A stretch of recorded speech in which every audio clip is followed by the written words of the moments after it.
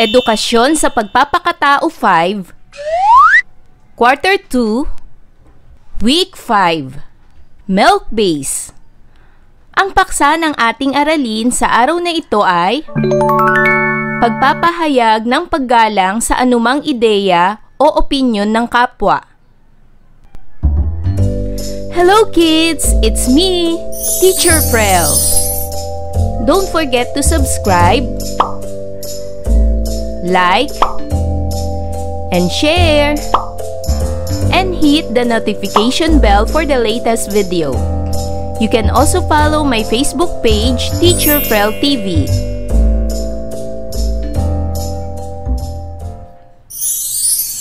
Welcome back mga bata!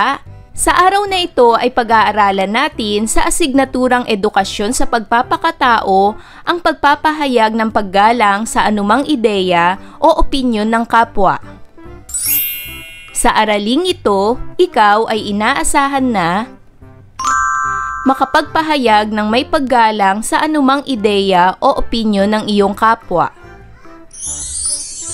Kaugalian ng mga Pilipino ang pagiging magalang, kung kaya't binabati kita sapagkat napalalim mo pa ang katangiang ito dahil natutuhan mo sa naunang aralin ang pagpapakita ng paggalang sa mga katutubo at dayuhan.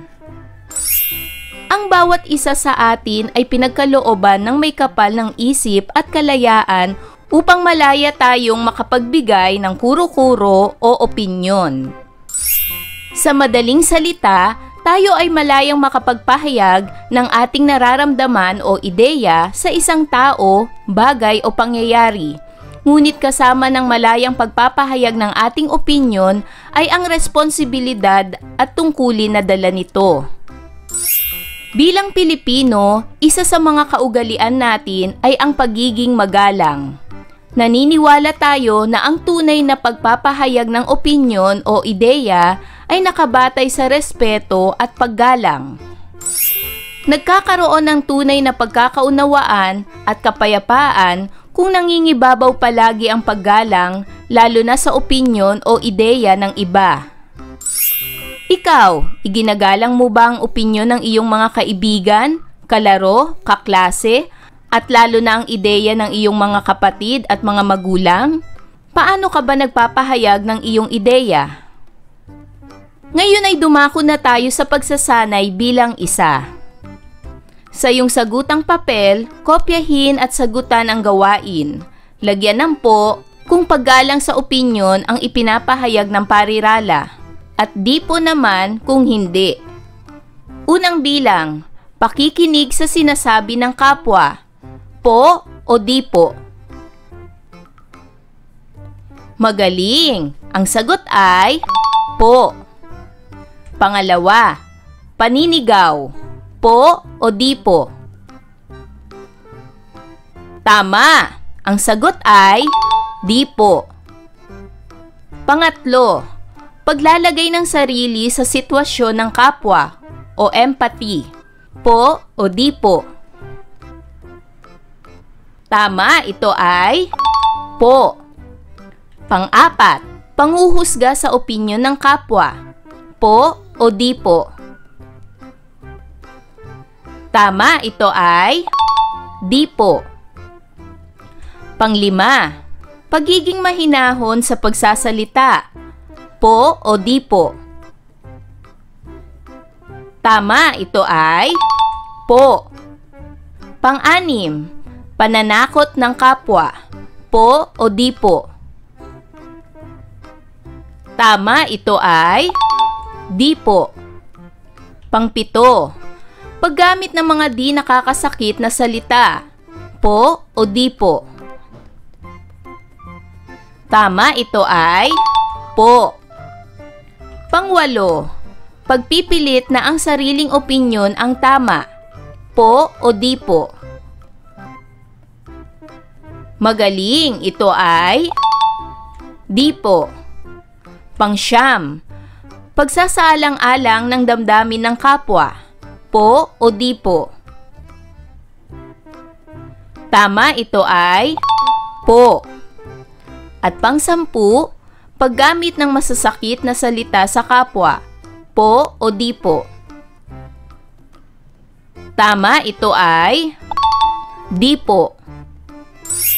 Sa ating bansang Pilipinas, mayroon tayong tinatawag na freedom of speech. Ito ay nakasulat sa Article 3, Bill of Rights, Section 4. Ito ay ang malayang pagpapahayag ng opinyon na hindi hinahadlangan ng sino man, ngunit ito ay mayroong limitasyon. Hindi mo maaaring gamitin ang kalayaan mo sa pagsasalita sa paninira ng puri ng iyong kapwa, pagbibintangan ng walang sapat na ebidensya, pagmumura o pambabastos, pagsuway sa batas, at pagsisiwalat ng pribado at maseselang impormasyon sa publiko. Ang mga ito ay may karampatang parusa kapag iyong nilabag, kung kaya't ikaw ay maging maingat sa iyong opinyon. Ang pagbibigay ng opinyon sa bawat isa ay hindi isang paraan upang malaman kung sino ang tama o kung sino dapat ang manalo. Ang pagbibigay ng opinyon ay daan upang magkaroon ng bagong kaalaman at makapagbahagi ng sariling kaalaman na magtatapos sa isang makabuluhang usapan. Ang ilan sa mga paraan dito ay ang mga sumusunod. Una, pakikinig ng mabuti sa opinyon ng iyong kapwa. Ikaw man ay sumasang-ayon o di sumasang-ayon, makinig ka muna at pagkatapos ay maaari mong ilahad ang iyong opinyon sa maayos at mahinahong paraan. Pangalawa, ilagay ang sarili sa sitwasyon ng iyong kausap. Ito ay isang paraan upang mas maunawaan ang opinyon ng kausap. Sa pakikipag-usap sa kapwa, iwasang gumamit ng nakakasakit na salita tulad ng pagmumura at pambabastos. At pangatlo, isaalang-alang ang damdamin ng taong kausap. Ang magandang ugnayan ay palaging nagtatapos sa magandang usapan. Ngayon ay dumako naman tayo sa pagsasanay bilang dalawa. Basahin at unawain ang sumusunod na tanong at sitwasyon sa ibaba. Isulat ang letra ng tamang sagot sa iyong sagutang papel. Unang bilang, sa bansang Pilipinas, mayroong tinatawag na Freedom of Speech, Article 3, Bill of Rights, Section 4. Ano ang kahulugan nito? A. Malayang pagsasabi ng opinyon na sa huli dapat ikaw ang tama. B. Malayang pagpapahayag ng opinyon na hindi hinahadlangan ng sino man. C. Malayang pagpapahayag ng opinyon hinggil sa pribado at maseselang usapin sa publiko. D. Malayang pagsasabi ng lahat ng iyong gusto sa kapwa. Nakakasakit man ito ng damdamin o hindi. Anong tamang sagot? Magaling! Ang tamang sagot ay letter B.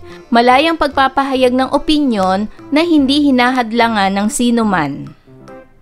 Pangalawa, ang mga sumusunod ay ang limitasyon ng freedom of speech sa Pilipinas maliban sa A. Pagsuway sa batas. B. Paninirang puri sa iyong kapwa. C. Hindi pagsang-ayon sa opinyon ng kapwa. D. Pagsisiwalat ng pribado at masiselang impormasyon sa publiko. Ano ang tamang sagot? Magaling! Ang tamang sagot ay letter C. Hindi pagsang-ayon sa opinyon ng kapwa.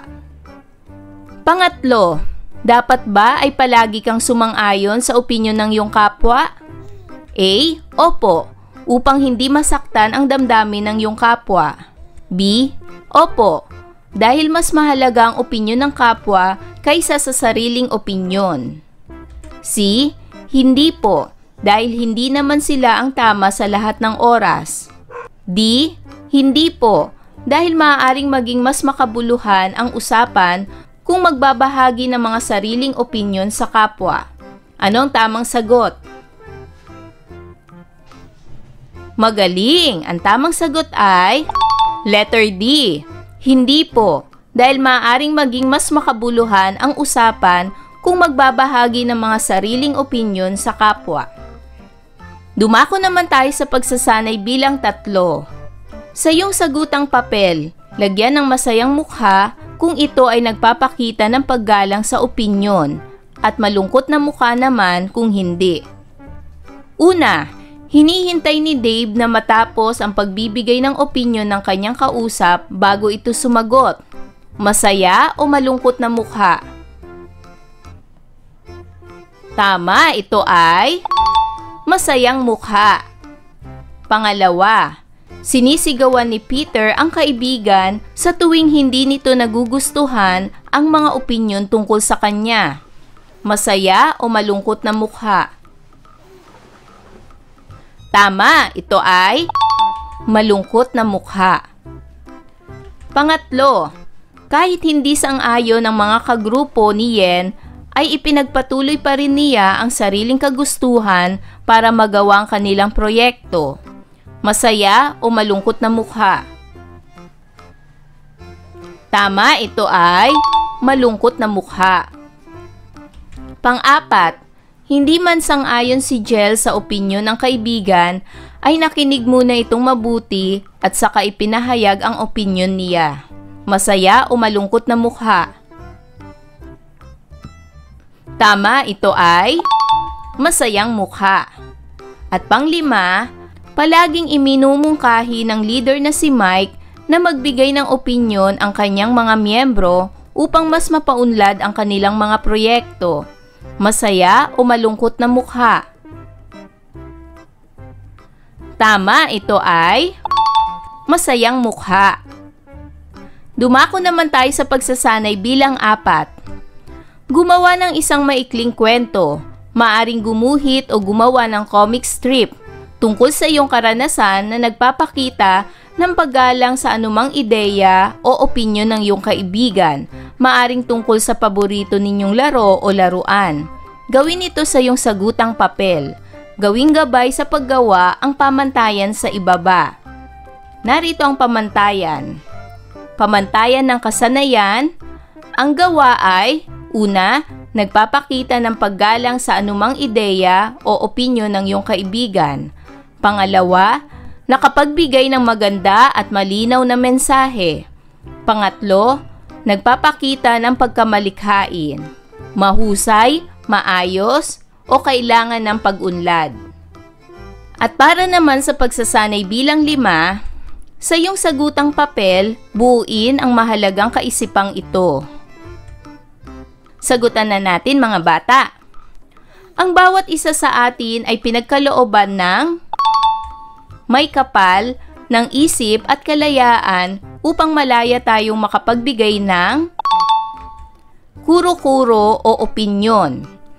Ang pagbibigay ng opinyon ay daan upang magkaroon ng bagong kaalaman at makapagbahagi ng sariling kaalaman na magtatapos sa isang makabuluhang usapan.